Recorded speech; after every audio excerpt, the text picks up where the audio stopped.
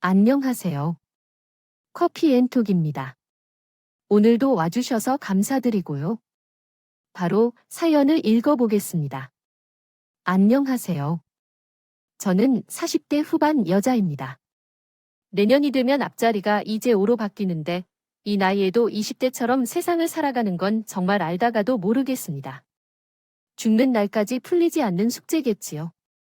제 이야기를 하면 듣는 사람이 속이 터지겠다고 왜 그렇게 미련하냐는 말을 많이 들었기 때문에 이곳에 사연을 보내면 또 그런 소리를 듣게 될 것 같아서 망설였어요. 갈등을 일으키는 걸 유독 싫어하는 제가 느껴서요. 만약 여러분이 사람이라면 또한 공감할 수 있을 것 같습니다. 그렇지만 어떤 이야기를 해도 그것은 어렵게 이야기를 털어놓았기 때문에 많은 응원을 받기를 원합니다. 제 인생은 결혼을 선택한 후 바로 그 순간부터 여기저기로 떨어져 버리는 것처럼 느껴졌습니다. 사실 결혼 당시에는 현재의 남편과 더불어 다른 사람도 있었습니다. 자존심이 강하게 어려운 상황을 이겨낸 남편은 언제나 다시 가난해질까 두려워하는 사람이었습니다. 그래서 연애할 때 우리는 항상 그가 걱정하는 곳에서 데이트를 하기로 했고 그것이 바로 제가 찾던 장소인 것입니다.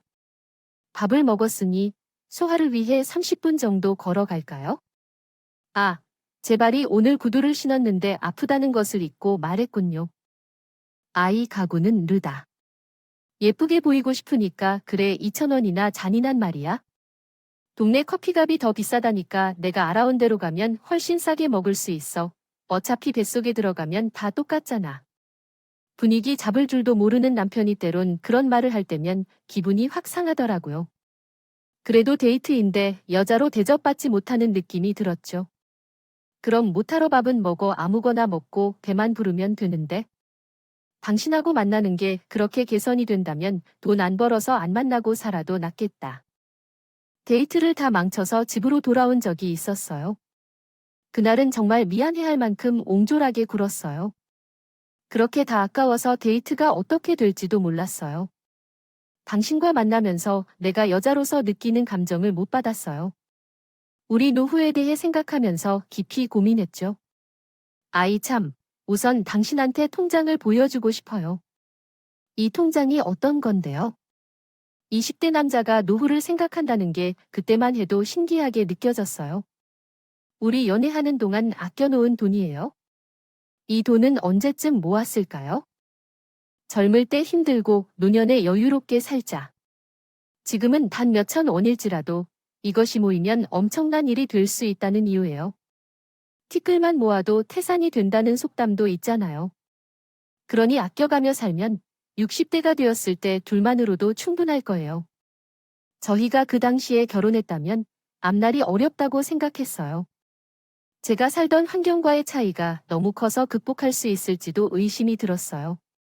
우리 집은 부유하지 않았지만 중요한 때 쓰기 위해 모아왔기에 남편처럼 아끼며 산 적이 없었거든요. 그래서 남편은 항상 저를 따라다니며 결혼을 제안해도 제대로 답하기 어려웠어요. 해준 적이 없었어요. 그러다가 우연히 이모 소개로 만나게 된 사람이 한 명 있었는데 그 사람은 남편과 너무 정반대라서 만날 때 데이트 느낌도 나고 좋기도 했지만 걱정되는 게 있었어요. 정말 동전의 양면 같았거든요. 아버지의 사업을 같이 한다고 들었어요. 이모한테 네. 그래서 일단 겁 없이 이것저것 다 해보고 있어요. 빚도 능력이란 말이 있잖아요. 처음 만남부터 본인이 많은 빚이 있는 걸 자랑스럽게 말하는 걸 보면서 보통 사람은 아니구나 싶었어요. 사업하는 사람은 패풀이 다르다더니 정말 그랬어요. 점처럼 이런 제 생각도 잘 할 터입니다. 8개의 사업을 운영 중이지만 현재는 큰 성과가 없으나 10년 뒤에는 분명히 달라질 것입니다. 기대해 주세요. 사업을 많이 하시네요. 남자가 한 번 태어나면 무언가 해봐야 하는데 저는 아버지를 닮아 매우 성실한 편이기에 작은 것이 아닌 모두 시도해 볼 것입니다. 위험과 부담은 나중에 생길 수 있지만 걱정 마세요. 이중 언어는 터질 것입니다. 꼭 제게 시집 보시면 잘 나가는 사모님으로 살 수 있도록 도와드리겠습니다. 남편은 짠돌이지만 좋은 꽃 한 번도 못 드린 적이 없으니까요. 데려가 주던 사람인데 본인 말대로 겁도 없고 남자다운 기세가 강했어요. 게다가 첫 만남에 선물까지 준비하고 왔더라고요. 이거 별건 아니지만 받아주세요. 어머, 무슨 선물까지 다 준비를 하셨어요. 그래도 어른이 소개해주는 자리인데 잘 보이고 싶어서였다고 하더라고요. 사실 제가 사진만 보고도 마음에 들었습니다. 감사합니다. 좀 빈손으로 왔는데 죄송하게 다음에는 한번 만나주세요. 그렇게 그 사람과도 몇 번의 만남이 이어지던 중 몇 개월 뒤에 뜻하지 않은 일을 겪게 되었죠. 알고 보니 대출을 받아 빚이 너무 많아져서 도망 다니게 된 신세가 되었습니다. 저에게까지 돈을 빌리려는 그 사람을 보면서 별의별 사람이 다 있다 생각했어요. 미영 씨, 혹시 돈 좀 빌릴 수 있을까요? 돈이 필요한데 제가 어디서 돈을 구하겠어요. 아, 내가 너무 급해서 말인데 주변에 누군가 돈을 빌릴 수 있을까요? 확실히 급한 불을 끄고 나면 금방 들을 거예요. 이자도 제가 제때 갚을게요. 다른 사업은 잘 되고 있으니까 갚을 수 있을 거예요. 하지만 돈이 없어서 어쩌죠? 그럼 너무 죄송한데 저번에 저가 드린 그 선물이 있잖아요. 그것을 계속 사용하고 계세요? 혹시 사용 안 하신다면 제가 가져갈 수 있을까요? 죄송해요. 지금 상황이 급해서요. 그러면 그것을 가져가세요. 되돌려 드리겠습니다.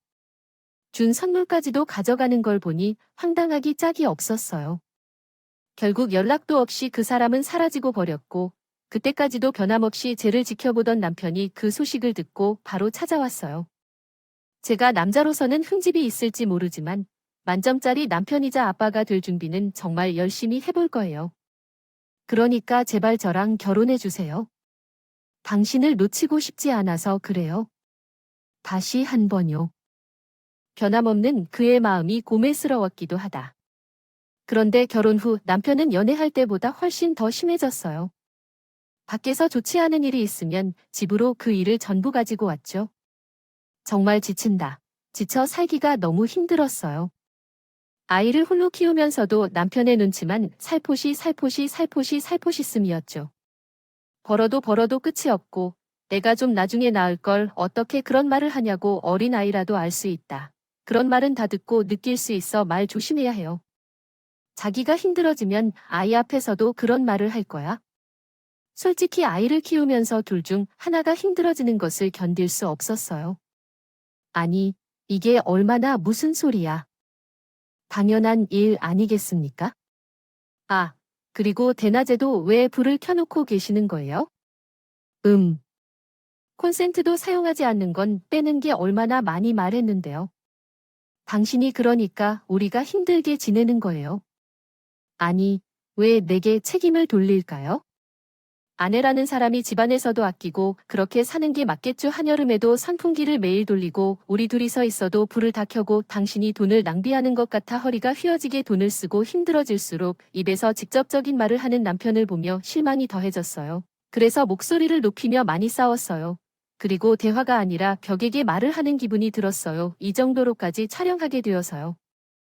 살아야 하나 싶을 만큼 아끼는 대로 사사건건 모든 게 싸움으로 이어지더군요. 겁 변기 물을 내리지 마세요. 더럽게 무슨 변기 물을 안 내리고 그래요. 그것도 다 돈이에요. 안 되면 안 된다니까. 차라리 다른 데서 학교 같은 것들은 지저분하게 해보세요. 당신이 협조를 안 해주니까 나도 할 수밖에 없지요. 내가 집에 없는 동안 아주 신경 써야 해. 우리 집 돈 세는 것은 나 때문인가 봐요. 그래서 어느 순간부터 집 대신 친정에 아이나 직업 핑계로 가 있는 날이 더 많았어요. 집에만 많이 있으면 전기세나 수도세가 많이 나온다고 닥달을 했었는데 거기에 안 있다는 게 훨씬 더 도움이 되는 일이라고 생각해요. 그리고 아이와 함께 가는 길에도 친정 부모님께 감사한다고 하며 빵 하나도 사오지 않는 남편이 너무 부끄러웠어요. 그래서 결코 스스로 사주는 인간이 아니라는 생각이 들어 문자로 부탁했어요. 그럼에도 빈손이었죠. 제가 문자로 뭔가 하나 사오라고 말했잖아요. 장모님 집에서 먹을 게 많은데 아무래도 인사는 해야죠. 그리고 친정에서 밥까지 먹고 배두드리며 가더군요. 한여름에는 수건으로 땀을 닦으면서 밥상을 차리는 엄마를 보면서도 외식 한번 해보자는 말은 없는 억센 인간이었어요. 이번 주말에 엄마와 함께 갈비를 먹으러 가자. 아니, 오늘은 특별한 날이 아니라서 그럴 필요 없어. 그동안 엄마가 해주신 밥 몇 그릇이야. 미안한 마음은 안 들어. 아니, 외식이 좋다고 해서는 안 돼. 집밥이 최고야. 그리고 엄마는 요리를 좋아하셔서. 그런데 왜 돈을 써야 해? 어머니 생신이 3달 남았으니 그때가 더 적당하지 않을까? 그리고 집에서는 계속해서 고통을 받고 있어. 저번 달부터 수도세가 더 올랐어. 왜 710원이나 올랐는지 모르겠어. 나는 왜 집에서 감옥같이 살아야만 하는 거야? 세탁물을 물로 직접 씻어. 이렇게 효율적으로 생각하면 안 돼. 너는 그런 것을 전혀 못해. 이런 식으로 계속 말을 해. 내가 아끼는 것을 당신에게 알려주고 싶어. 그러니까 배움으로써 자세를 갖게 하려는 거야? 너는 지금 이렇게 살아서 기뻐해. 아껴주니까 좋아하는 것이지. 그런데 결국 한날에 한 가지 사실을 통보해 주었어. 우리가 노후를 위한 계획을 세웠던 곳이 있잖아. 하지만 지금 상태로는 매우 어려울 거야. 그래서 또 우리가 어떻게 더 절약할지 생각해 봐야 해. 삶의 비용을 크게 줄여야 하니까. 앞으로는 5만 원으로 살아야 한다는 거야. 더 이상 그 이상은 할 수 없다는 걸 너도 알아야 해. 그렇게 결정했어. 뭐, 5만 원이라니? 지금은 장난이라니까. 나 혼자도 아니다. 아이까지 어떻게 함께 살아낼까? 현실적인 이야기를 하고 싶은 거야? 그러면서 무슨 가자. 가능하면 장모님 댁에 가서 다 해결하면 돼. 염치도 없어. 우리 엄마 집에 물세, 전기세는 공짜야. 어떻게 거기를 가서 밥까지 해결하고 오라는 말이 나와? 당신, 양가 부모님들한테 제대로 선물한 적이 있어? 잘 살지도 않으면서 그런 걸로 티낼 필요 없잖아. 그리고 어머니 반찬 좀 갖고 와. 다음부턴 당신 악기 자고 남을 꼭 공짜라고 생각하는 정신부터 고쳐먹어. 앞으로 엄마한테 반찬 얻어먹고 싶으면 용돈이라도 드려. 뭐야, 장모님이 설마 용돈 달라 하시겠어? 그 말에 화들짝 놀라서 달려오는 걸 보면서 저도 정말 결혼이란 첫 단추가 잘못 끼워졌다는 걸 느꼈어요. 그게 놀랄 일이니 진짜 내가 비참해서 못 살겠다. 아예 친정집에 가서 모든 것을 해결하고 오라는 남편의 말에 정말 이혼이라는 말이 바로 앞까지 나오더라고요. 못 살겠다고. 이혼 당하고 싶어. 왜 당신한테 윤회당해 내 선택이지. 지금 이혼하면 누가 더 힘들까 내 것을 때를 생각해. 이렇게 구질구질하게 살다가 늙으면 더 취해지겠지. 나처럼 열심히 사는 놈한테 뭐, 자기 가족을 괴롭히는 놈이 무슨 일인가. 나는 다시 말하는데, 너는 열심히 사는 게 아니라 가족들의 피를 말리면서 사는 거야. 그렇게 모아서 얼마나 잘 살 수 있는지 보자. 이게 미쳤네. 당장 잘못한 거야? 싫어. 그런 말을 왜 하는지. 더럽고 치사해서 그까만 5만 원 받지 않고 살아야 한다면서 혼자 잘 살아. 저는 아이와 짐가방 하나를 싸서 친정에 갔다가 1년이 넘게 별거 없는 삶을 살다가 다시 그 집으로 돌아왔어. 710원의 수도세를 생각하며 살면서 정말 싫었어. 남편은 그 사이에도 자존심은 지키고 싶어 하는지 미안하다는 말은 끝까지 안 하고 있었어. 한 번씩 아이의 핑계를 대며 나타나서 결정을 내리자고 해. 부모이잖아요. 그런 소리 할 거면 안 돼요. 듣기 싫으니까 제 지금이 편해요. 낮에 잠시 아이를 엄마에게 맡기고 나가서 제가 노력한 돈으로 살기는 5만 원을 받아 쓰는 고통보다 훨씬 더 나았다고 생각했어요. 그래서 인간 얼굴도 보기 싫어서 변호사를 통해 이혼 서류를 던졌거든요. 남편은 그걸 어떻게든 시간을 끌며 버텼어요. 그러다가 어느 날 길에서 비싼 외제차가 우렁차면서 제게 신호를 보냈어요. 저는 그게 제일 거라곤 생각도 안 했지만 미용실에 들어가니까 제가 반갑게 이름까지 부르며 인사를 하는 거예요. 아무리 얼굴을 봐도 모르는 사람이었는데요. 갸우뚱 고개를 돌려서 한참 생각을 하니 이모 소개로 몇 번 만났던 선물을 다시 받아간 그 남자였어요. 그런데 세월이라는 힘이 대단하더라고요. 그 당시에는 정말 싫었는데 세월이 지나 보니 괜히 웃음이 나더라고요. 좋은 차의 얼굴만 봐도 성공한 기색이 역력한 딱 사업가의 모습이었죠. 이게 몇 년 만이에요. 어떻게 저를 기억하고 있었어요? 전 몰라봤어요. 제가 어떻게 잊어요? 그런 집까지 하고서. 그래도 일이 잘 풀렸던 모양이네요. 그땐 제가 너무 어렸던 것 같아요. 사람들하고 얘기도 잘하고 풀었으면 그만인 일인데. 아이, 당장 뭐가 끝나는 줄 알고 있어요? 돈만 구하러 다녔던 것이었어요.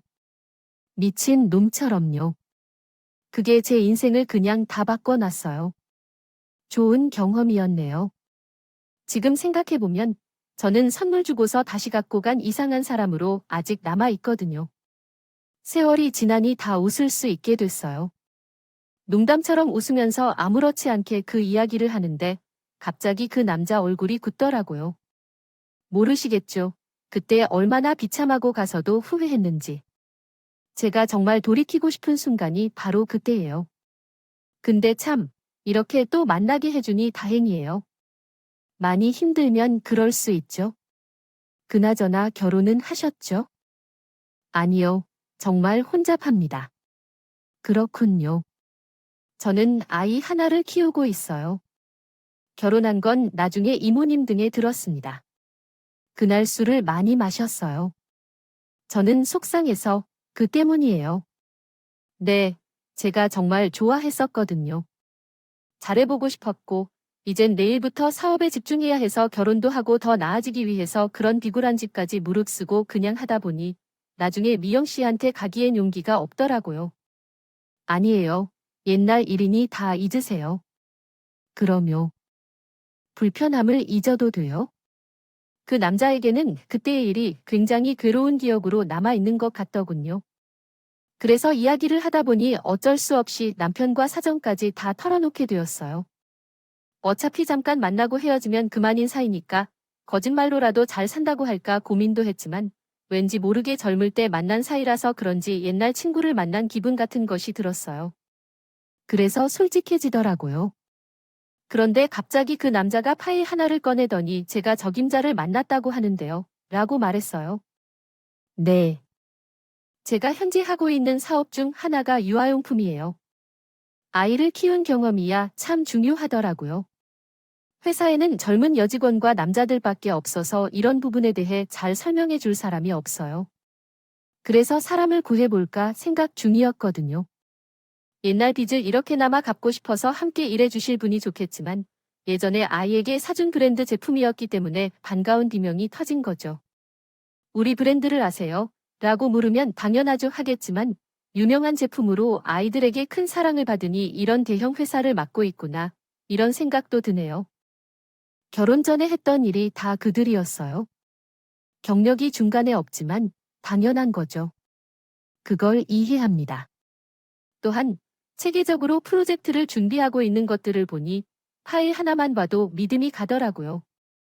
낮에 잠깐 나가서 하는 일에 비해 훨씬 더 좋은 기회가 될 것 같아서 제안에 응했어요. 사실 평범한 아줌마에게 이런 일은 기적과 다를 바 없었기 때문에요. 그래도 제 역할을 더 충실하게 해내고 싶어서 출근 전부터 회사 자료를 받아서 공부를 하고 가요. 그런 노력이라도 보여야 직원들도 이렇게 낙하산으로 들어온 저에게 따라온다고 봐요. 대에서는 경계를 푸는 것 같았습니다. 그러나 예상치 못하게 팀 분위기가 가족 같고 너무 좋았어요.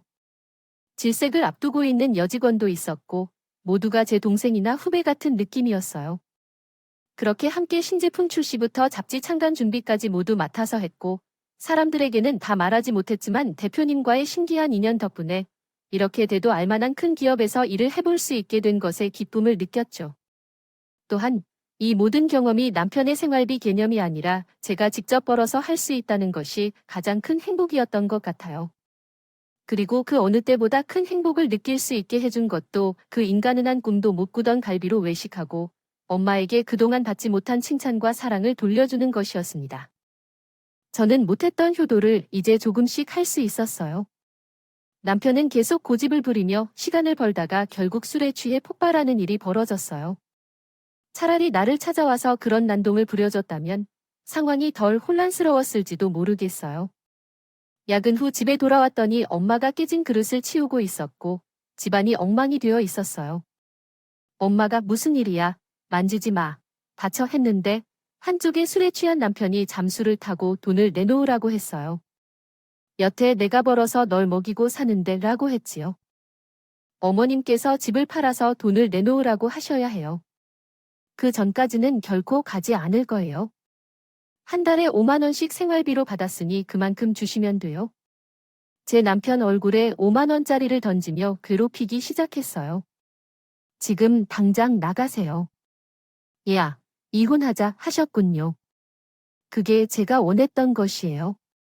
빨리 결정하고 꼭 해야 해요. 아니면 그 여자는 결혼도 못할 거예요. 경찰에 신고해야 할 거예요.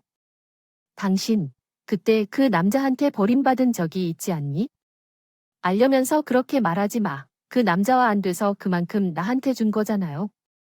적선한 거지 결혼으로 지지를 공생아. 너보다는 잘 살 거니까 당장 나가라고 이 집에서 변기물을 마시고 살든 너 좋을 대로 살아. 난 너처럼 그런 기생충 같이 한 살아더는 저는 그렇게 남편과 아예 끝까지 가버렸어요. 줄 취하니까 엄마 앞에서 못할 말이 없는 그 인간을 두고 저도 눈이 돌았던 것 같아요. 그리고 그날 새벽 잠도 안 오고 내일 엄마 병원부터 모시고 가야 할 것 같아 대표님에게 직접 연락했어요. 그런데 제 목소리만 듣고도 안 좋은 일을 다 직감했는지 며칠 쉬다가 출근하세요. 신제품 출시가 절정에 이르렀는데요. 어떻게 대처해야 할까요? 하루로 충분합니다.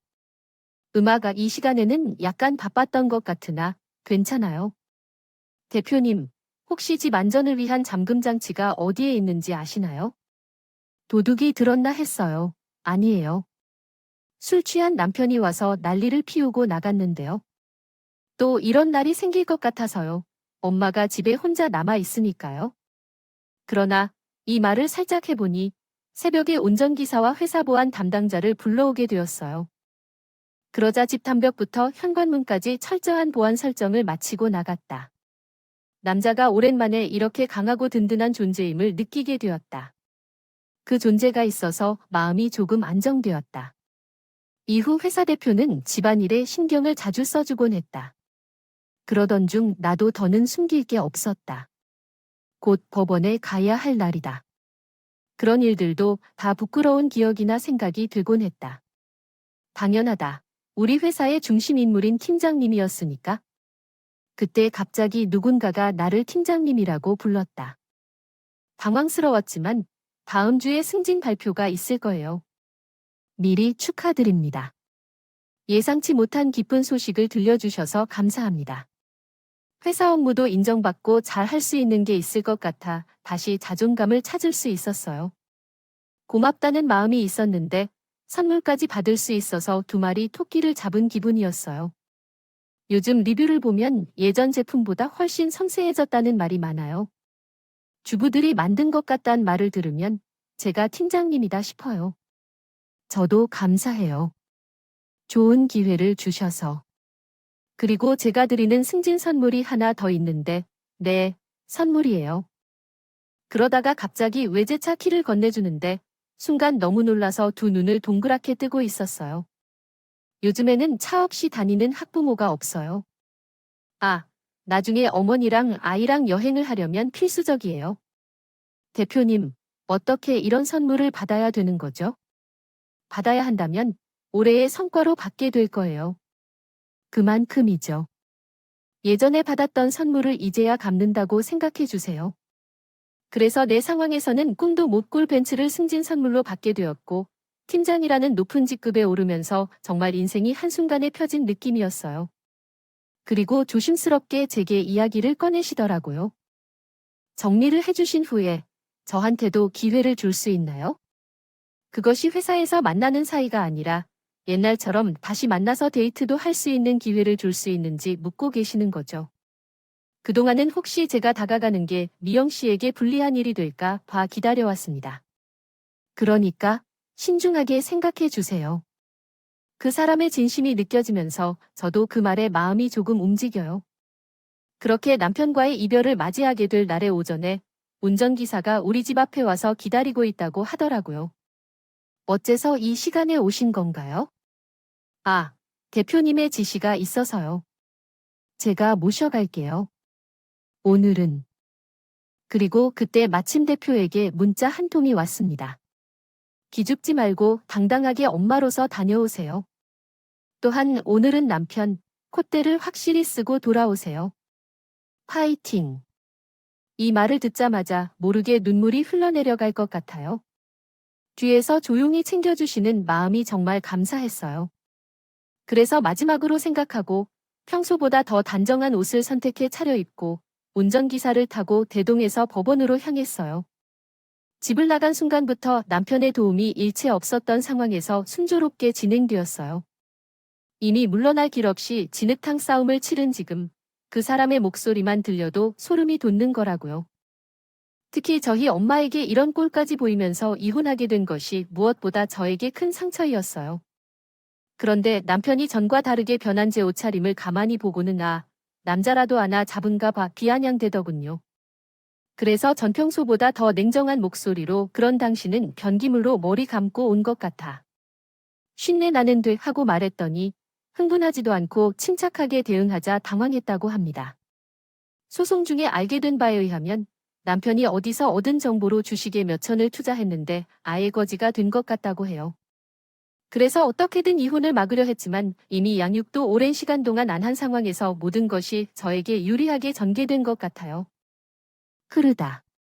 그렇게 상처 주는 이혼의 종지부를 찍고 법정을 빠져나왔다가 멀리서 뛰어오는 차 안내사를 보고 제 길 막아서며 잠깐만 지금 누가 라고 말하더니 나 미아씨 탈 것 말 것 설명해줄 사람이 없는 것 같은데 차를 어떻게 탔나요? 아마 아까부터 라고 했는데 그러나 가만히 지켜보던 기사가 센스 있게 더 정중하게 대해주면서 사모님께 출발할 때 이야기했잖아요. 사실 대표님의 문자를 받고 오늘 이들이 얼마나 쟤를 위해 준비를 해줬는지 느껴졌다. 그 말에 남편은 더 자극을 받았는데 사모님, 내가 무슨 사모님이야 아보냐고 말했다. 내가 너랑 수도세나 계산하고 살 줄 알았니? 나 회사 다니고 있는데 알만한 기업에서 너 때문에 내 재능이 썩고 있었지. 이젠 너 같은 거 만날 일조차 없어. 길에서도 그 말을 듣자 갑자기 남편은 누나를 굴린 뒤에 태도를 싹 바꾸었다. 돈 앞에서 장사 없다더니 비굴하기 그지 없었어. 회사 아이 대체 언제부터 그럼? 당신, 나 좀 도와줄 수 있어? 그 정도는 우리 옛날 정으로 도와줄 수 있잖아.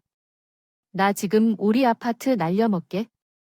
생기면 어쩔 수 없지 하지만 나는 애가 생기고 아빠할 가치가 없다고 생각해. 당신도 원치 않을 것 같아. 나는 당신이 나를 제대로 이해하지 못할 것 같아. 하지만 아니야. 당신의 마음도 불편할 거야. 많이 바라는 건 아니지만 아내가 원하는 만큼만 해준다면 나중에 천천히 갚을게 알잖아. 나는 아낄 거야. 그만큼 잘 갚는 거 수도 쓰고 아낄 거.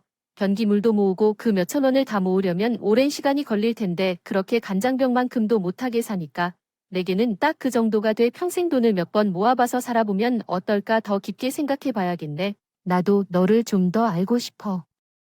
이제 출발해야죠. 잠깐만요. 딱 30초만 시간을 줘요. 잘못했어요. 제가 당신을 기분 나쁘게 한 게 너무 죄송해요.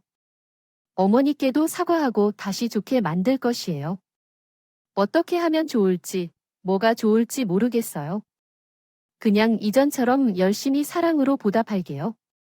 한 달에 5만 원으로 살 수 있다고 자랑했던 저인데 5천 원이나 갚지 못하고 티끌 모으는 일도 크다더니 그 돈을 어떻게 갚을지 정말 제발 도와주세요.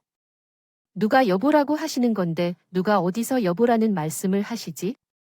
이 아저씨가 이상한 말을 많이 하셔. 당신이 시키는 모든 것을 알아. 내가 변기물을 마시라고 해도 마실 수 있어? 응, 기사분이 제 바지를 당기는데 도와주실래요?